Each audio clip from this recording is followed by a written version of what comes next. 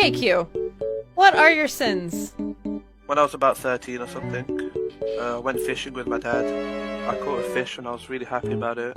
And I just felt like I had a connection with the fish. It just felt very nice in my hands. And so when my dad told me to throw that fish back in the water, I couldn't do it. I was a stupid little kid.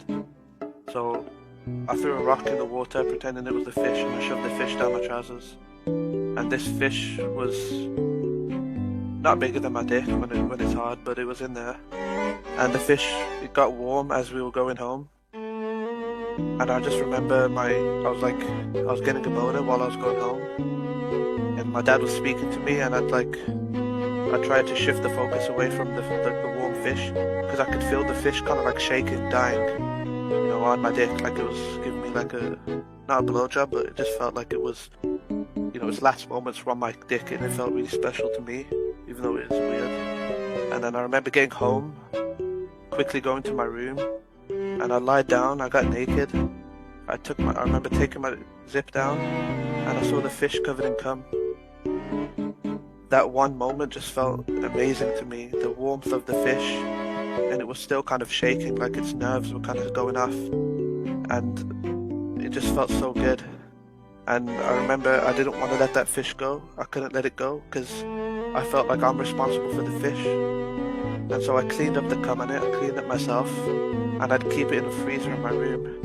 And whenever I'd get, horny or stuff, I'd use the fish to like masturbate, and I'd come all over it again and again and again and again, almost up to a week, until the fish was smelling at the house, and my dad would, kind of clock on that something's going on with me.